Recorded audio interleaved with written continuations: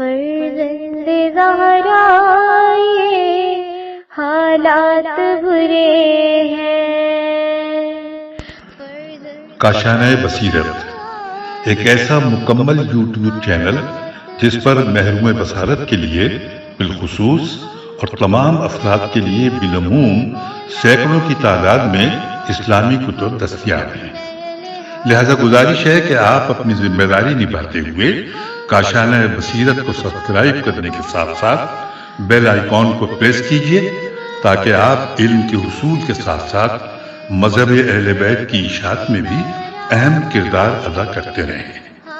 کاشانۂ بصیرت، کاشانۂ بصیرت، کاشانۂ بصیرت۔ فرزند زہرا یہ حالات برے ہیں۔ بسم اللہ الرحمن الرحیم۔ السلام علیکم سامعین، کاشانۂ بصیرت کے یوٹیوب چینل پر آئیے مل کر پڑھتے ہیں شرح نہج البلاغہ کہ جس کی تالیف آیت اللہ ناصر مکارم شیرازی اور ترجمہ زیر نگرانی مولانا سید شہنشاہ حسین نقوی ہے۔ والیوم 9 میں مکتوب نمبر 7 مل کر پڑھتے ہیں۔ کتاب کے صفحہ نمبر 87 پر یہ موجود ہے۔ آئیے پڑھتے ہیں۔ امام علیہ السلام کا مکتوب یہ معاویہ ہی کے نام ہے۔ سب سے پہلے مکتوب کی سند پڑھ لیتے ہیں۔ سید رضی سے پہلے جن دانش مندوں نے اس مکتوب کو اپنی کتب میں نقل کیا ہے ان میں سے ابن عاصم الف عین سے میم عاصم کوفی نے کتاب الفتوح میں، مبرو نے کتاب کامل میں اور نصر بن مذاہب نے کتاب صفین میں اسے نقل کیا ہے۔ انہوں نے اس مکتوب کو کچھ فرق کے ساتھ نقل کیا ہے۔ یہ مکتوب در حقیقت امام علیہ السلام نے حاکم شام کے گستاخانہ، شیطنیت آمیز اور منافقانہ خط کے جواب میں جنگ صفین کے دوران بلکہ اس کے اواخر میں تحریر فرمایا تھا۔ حوالہ ہے مصادر نہج البلاغہ جلد نمبر 3 اور صفحہ نمبر 211۔ آئیے اب ہم مکتوب پر ایک نظر ڈالتے ہیں۔ لکھا ہے کہ جیسا کہ ہم مکتوب کی سند کے ذیل میں عرض کر چکے ہیں کہ یہ مکتوب اس خط کا جواب ہے کہ جو حاکم شام نے جنگ صفین کے اواخر میں امام علیہ السلام کی خدمت میں ارسال کیا تھا۔ حاکم شام کا یہ خط نہایت گستاخانہ اور بے ادبانہ تھا اور اس میں کئی نکات کی طرف اشارہ کیا گیا تھا، جن میں سے اہم ترین بیعت امام علیہ السلام کا اس بہانے تسلیم نہ کرنا تھا کہ اہل شام نے اس بیعت کو تسلیم نہیں کیا، اور امام علیہ السلام نے اس مکتوب میں اس بات کا منہ توڑ جواب دیا ہے۔ حوالہ نوٹ کیجیے، معاویہ کا خط اس بحث کے آخر میں پیش کیا جائے گا۔ چلیے ہم معاویہ کا خط بھی پڑھیں گے۔ اس سے پہلے کہ ہم خط پڑھیں، سب سے پہلے ہم دیکھ لیتے ہیں کہ مکتوب کا یہ جو متن ہے یہاں پر وہ عربی میں کہاں سے کہاں تک ہے۔ اما بعد فقد آتینی من کا یہاں اور ساتھ ختم ہو رہا ہے، فیہا مداہن، اور ترجمہ پڑھتے ہیں۔ اما بعد میرے پاس تیرے بے جوڑ نصیحتوں کا مجموعہ اور تیرا خوبصورت سجایا بنایا ہوا خط وارد ہوا ہے، جسے تیرے گمراہی کے قلم نے لکھا ہے اور اس پر تیری بے عقلی نے مہر ثبت کی ہے۔ یہ ایک ایسے شخص کا خط ہے جس کے پاس نہ ہدایت دینے والی بصارت ہے اور نہ راستہ بتانے والی قیادت۔ اسے خواہشات نے پکارا تو اس نے لبیک کہہ دی، اور گمراہی نے کھینچا تو اس کے پیچھے چل پڑا، اور اس کے نتیجے میں اول فول بکنے لگا اور راستہ بھول کر گمراہ ہو گیا۔ دیکھو، یہ بیعت ایک مرتبہ ہوتی ہے جس کے بعد نہ کسی کو نظر ثانی کا حق ہوتا ہے اور نہ دوبارہ اختیار کرنے کا۔ اس سے باہر نکل جانے والا اسلامی نظام پر معترض شمار کیا جاتا ہے اور اس میں سوچ بچار کرنے والا منافق کہلاتا ہے۔ انورٹڈ کاما یہاں پر کلوز ہو گیا اور ترجمہ ہم نے اس کا پڑھ لیا مکتوب 7 کا۔ اور اب آئیے شرح و تفسیر میں کیا تفصیلات ہیں یہ جانتے ہیں۔ لکھا ہے، ہیڈنگ ہے گمراہوں کے لیے نصیحت۔ تفصیلات یوں ہیں کہ چونکہ حاکم شام اپنی خام خیالی میں امام علیہ السلام کو تقوی کی نصیحت کرتے ہوئے قرآن کی یہ آیت جو کہ سورہ زمر کی آیت نمبر 65 ہے، ترجمہ پڑھتے ہیں کہ یہاں پہ ترجمہ نہیں لکھا ہوا لیکن تو اس پہ لکھا ہے کہ اس آیت سے متوسل ہوا تھا، ایک ایسی آیت جس کا حتیٰ کہ حاکم شام کے باطل دعووں کے ساتھ بھی کوئی تعلق نہیں۔ امام علیہ السلام اس کے جواب میں اپنے مکتوب کے آغاز میں یوں فرماتے ہیں کہ اما بعد میرے پاس تیری بے جوڑ نصیحتوں کا مجموعہ اور تیرا خوبصورت سجایا بنایا ہوا خط وارد ہوا ہے جسے تیرے گمراہی کے قلم نے لکھا ہے اور اس پر تیری بے عقلی نے مہر ثبت کی ہے۔ Inverted comma close. پھر لکھا ہے یہاں پر موصلتو، میم واو صاد لام گولتا پہ پیش ہے اور صاد پہ تشدید ہے تو واو پہ زبر ہے۔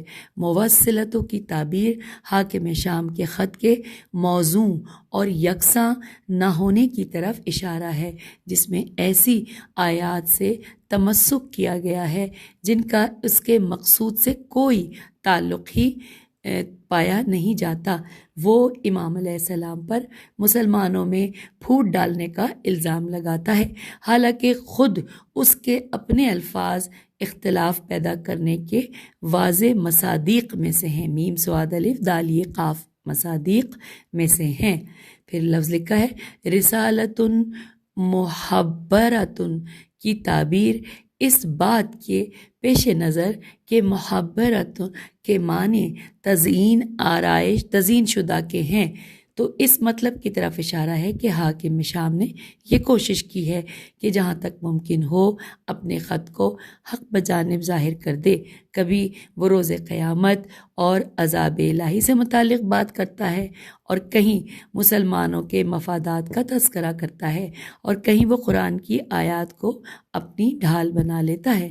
پھر یہاں پہ عربی کا ہے جملہ، یہاں پہ زیر زبر پیش جو ہیں بہت جڑے ہوئے ہیں لیکن ہم کوشش کرتے ہیں۔ لکھا ہے نمق تہا بے ذلالکا کی تعبیر اس نقطے کی طرف اشارہ ہے کہ خط میں موجود ظاہراً خوبصورت تعبیرات کی مثال ان جملوں کی سی ہے کہ جو گمراہ منافقین پیغمبر صلی اللہ علیہ وآلہ وسلم کے سامنے عذر خواہی کی غرض سے استعمال کرتے تھے۔ اس جملے کو دوبارہ پڑھتے ہیں کہ اس نقطے کی طرف اشارہ ہے کہ خط میں موجود ظاہراً خوبصورت تعبیرات کی مثال ان جملوں کی سی ہے کہ جو گمراہ منافقین پیغمبر صلی اللہ علیہ وآلہ وسلم کے سامنے عذر خواہی کی غرض سے استعمال کرتے ہیں، جبکہ یہ جملہ کہ زیتہا بے سوئے اور یہاں بے سوئے رائے کا کی تعبیر کے معنی یا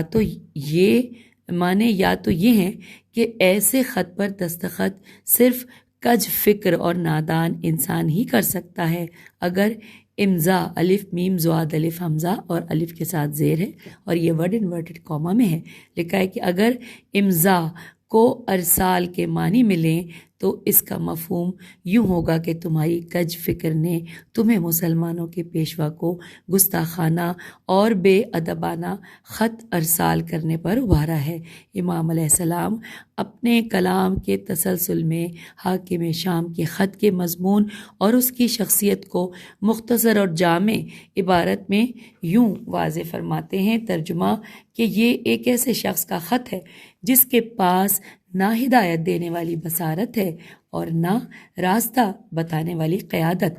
اسے خواہشات نے پکارا تو اس نے لبیک کہہ دی اور گمراہی نے کھینچا تو اس کے پیچھے چل پڑا اور اس کے نتیجے میں اول فول بکنے لگا اور راستہ بھول کر گمراہ ہو گیا۔ انورٹڈ کاما یہاں پر کلوز ہو گیا۔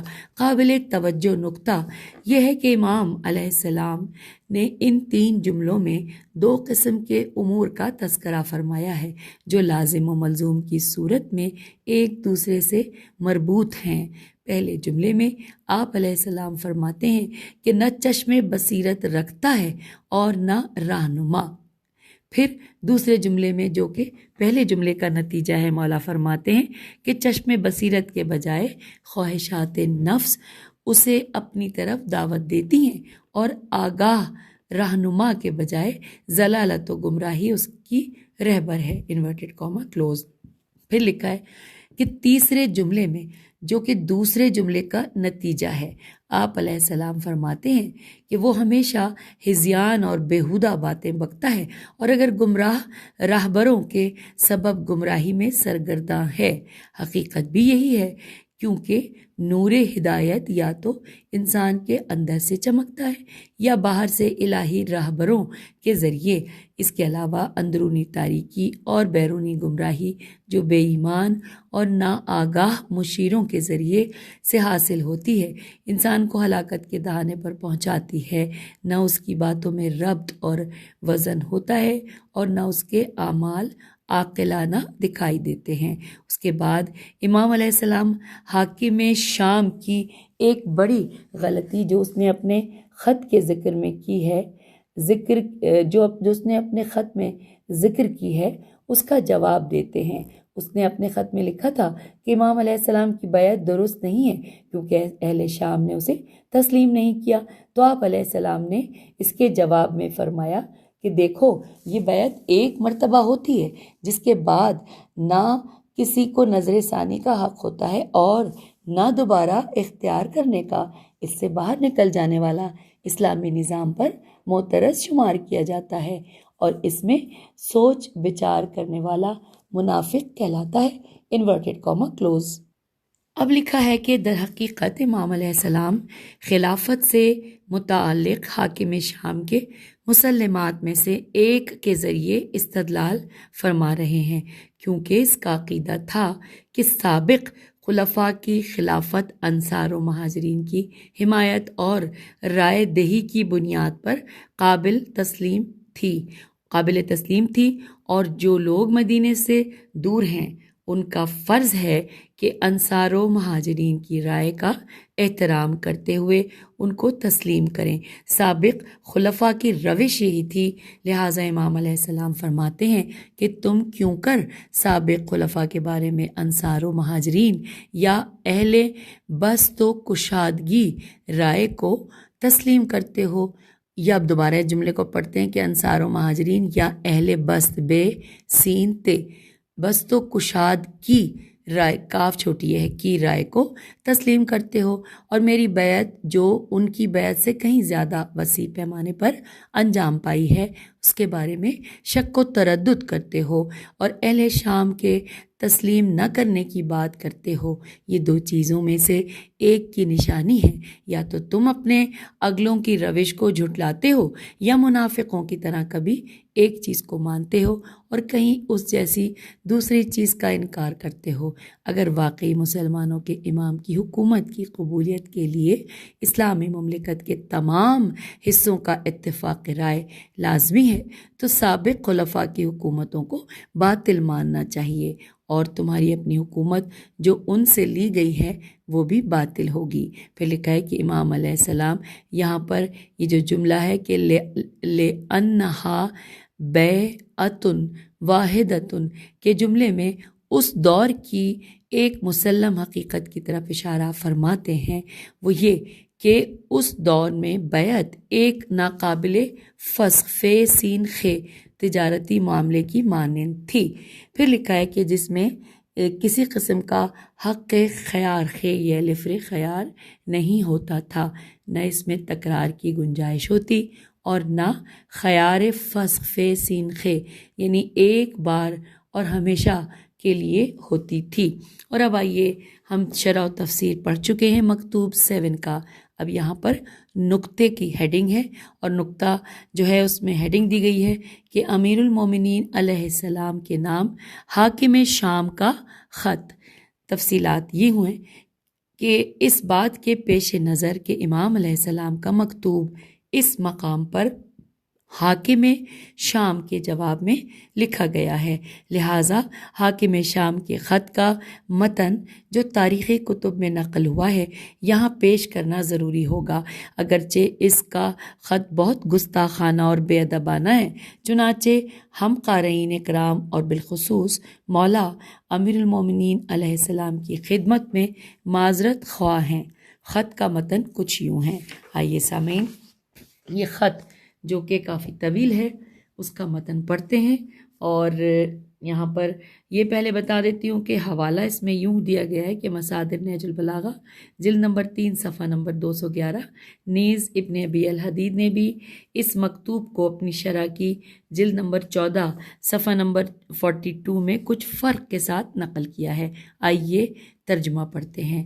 لکھا ہے انورٹڈ کاما میں کہ معاویہ عبداللہ کی طرف سے علی بن ابی طالب کے نام، اما بعد اللہ تعالیٰ اپنی محکم کتاب میں فرماتا ہے کہ یقیناً تیری طرف بھی اور تجھ سے پہلے کے تمام نبیوں کی طرف بھی وحی کی گئی ہے کہ اگر تو نے شرک کیا تو بلا شبہ تیرا عمل ضائع ہو جائے گا اور بالیقین تو ضیاع کاروں میں سے ہو جائے گا، انورٹڈ کاما کلوز۔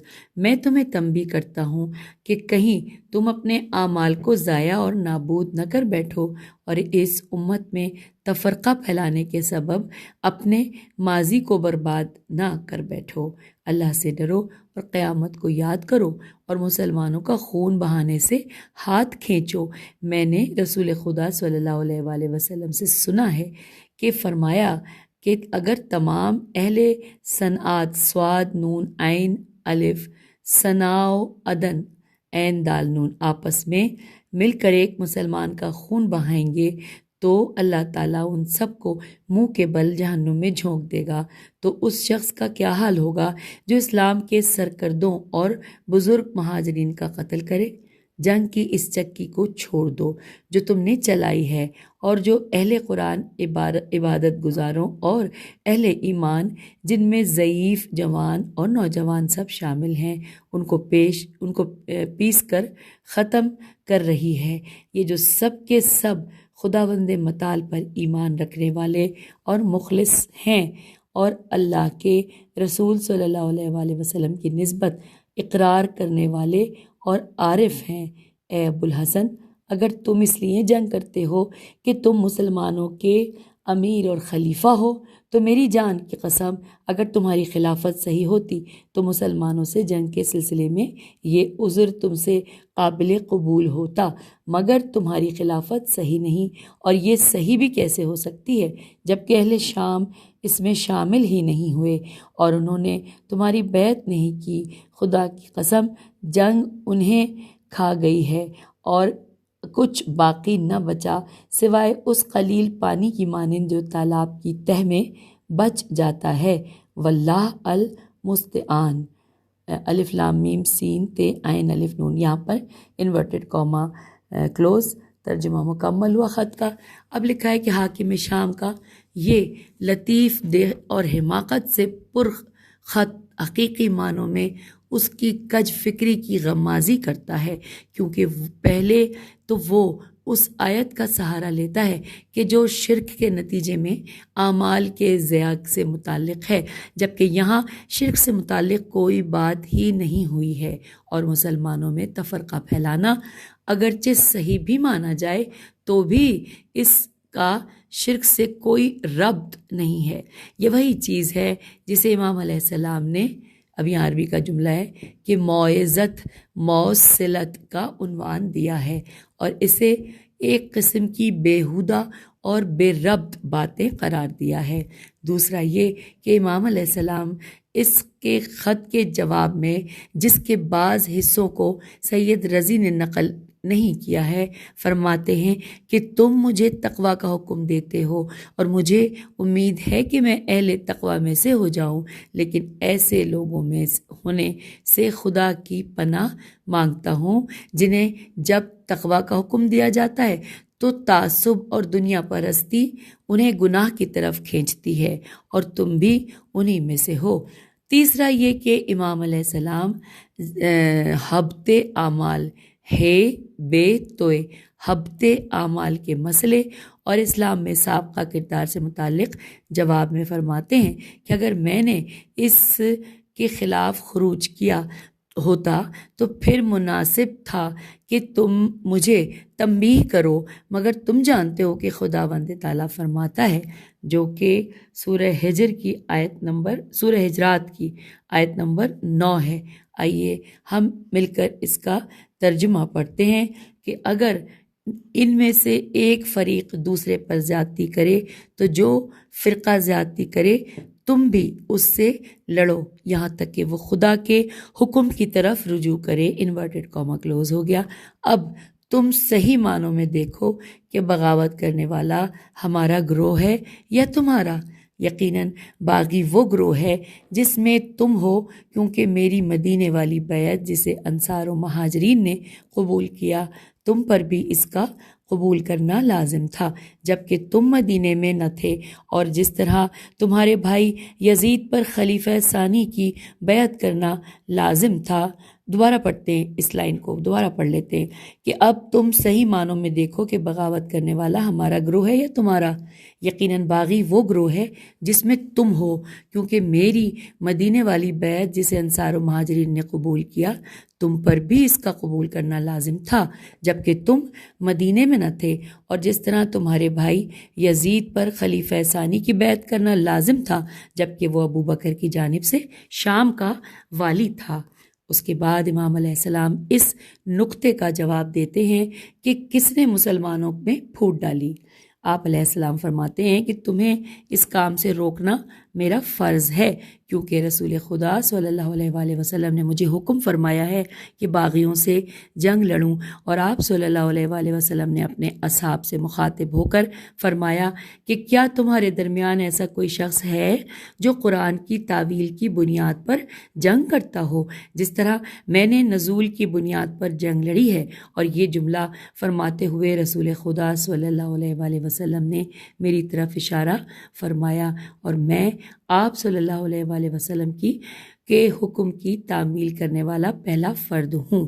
اس کے بعد امام علیہ السلام خط کے اس حصے کا جواب دیتے ہیں جو سید رضی نے اوپر نقل کیا ہے۔ لکھا ہے کہ جو کچھ ہم نے بیان کیا اس سے امام علیہ السلام کی صداقت اور معاویہ کی حماقت اور گستاخی صاف واضح ہو جاتی ہے۔ پوری تاریخ میں باغی افراد نے اسی نوعیت کی منطق کا سہارا لیا ہے۔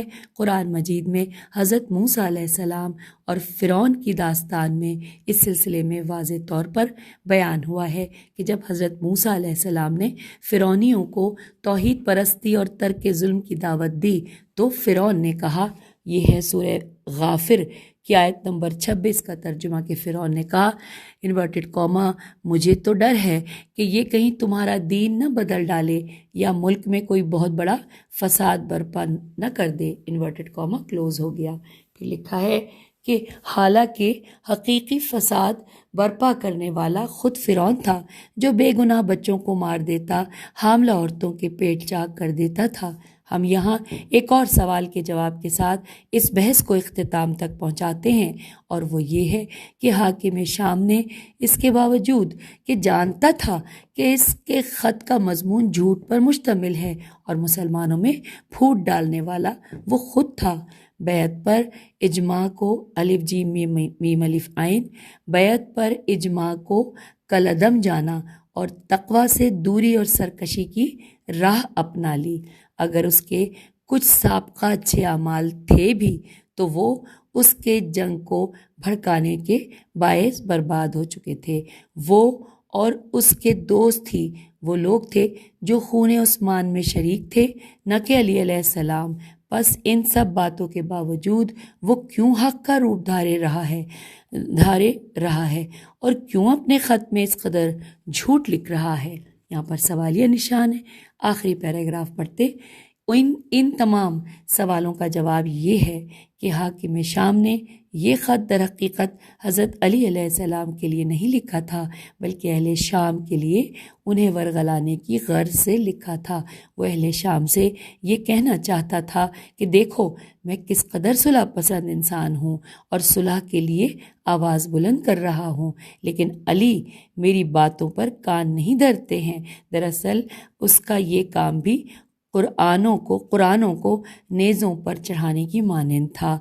وہ اور اس کے ساتھی یقیناً یہ نہیں چاہتے تھے کہ قرآن حاکم ہو، بلکہ چاہتے تھے کہ ایک طرف اہل شام کو ورغلائے اور دوسری طرف حضرت علی علیہ السلام کے لشکر میں پھوٹ ڈالے۔ تو یوں یہ مکتوب نمبر 7 مکمل ہوا۔ اجازت دیجیے، خدا حافظ، فی امان اللہ۔